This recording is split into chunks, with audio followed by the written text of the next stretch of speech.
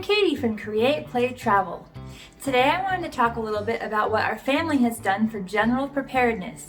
We typically don't go out and stock up on lots of things, but it can be helpful to have extras of some basic family essentials.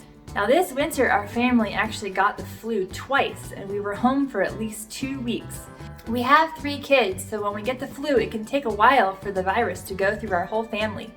We also live in Coeur d'Alene, Idaho, so we often get snow and sometimes up to a foot.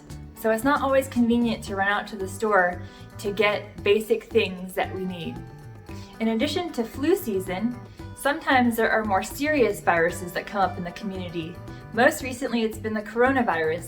And although our community has not been affected directly, there have been a lot of questions on social media and in response to some of the news articles. Our family uses a couple guidelines when it comes to preparedness. The first one is, it doesn't hurt to have a couple extras of things that you're going to use anyway. Now, one exception to this mindset is that you don't need to go out and buy a whole cart full of toilet paper, which we've seen happening because of the coronavirus. When I went out the other day,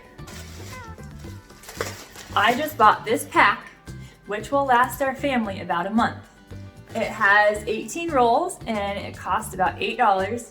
And I felt like this was an adequate supply of toilet paper for our family of 5, especially in light of the fact that stores are running out and there are many other families that need it as well.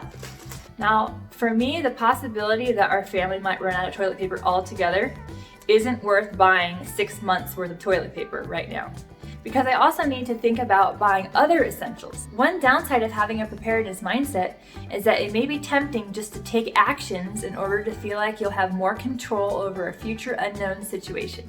This could look like going out and overbuying a particular product, or spending money without really having a plan about what your family actually needs. My second preparedness tip is that when you're out shopping and you buy one of something, instead buy 2 or 3. This allows you to create a stash of basic essentials at home without significantly overspending on your budget. It's helpful to stock up a little bit on product categories such as pasta, canned goods, powdered milk, snacks such as granola bars and dried fruit, and also non-perishables such as honey, peanut butter, and nuts. This winter, my basic preparedness actions for our family have included keeping several boxes of pasta on hand so I can make our regular meals without having to run to the store all the time. I also keep things like tomato sauce and ranch dressing. My kids put ranch on practically everything, such as pizza, hot dogs, and chicken. And there's often not a meal when they're not asking for ranch. So it's really helpful for us to have several bottles in the pantry just as a backup because we go through it so often. Also, food like this canned chicken is really helpful to have on hand because you can use it in a variety of meals and it has a long shelf life. When I was working on building up our pantry stash, my list of dry goods included flour, rice, sugar, baking powder, and powdered milk. These are all items that are helpful to have on hand and that we use regularly. And in your freezer, it's helpful to keep a supply of frozen chicken and ground beef, which can always be defrosted and used in many different kinds of meals. Finally, my third tip is to keep an inventory of supplies you have on hand, and when you use something, to replace it.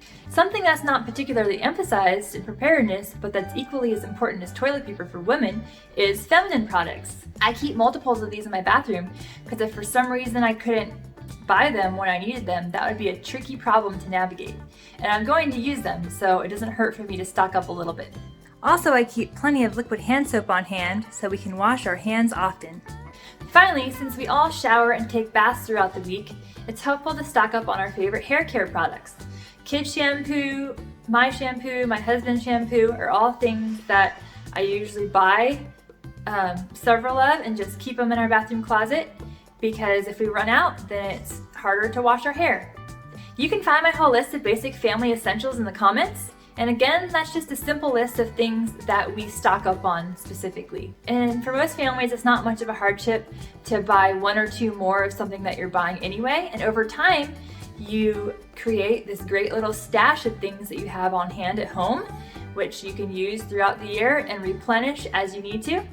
I hope these tips are helpful in building your family's basic supply list. I personally think that the best preparedness tool is to have a creative mindset, because with a little creative thinking, you can often problem solve and come up with many different solutions for various problems. If you enjoyed this video, please like it and subscribe to my channel. You can find more creative family ideas at createplaytravel.com. Thanks for watching!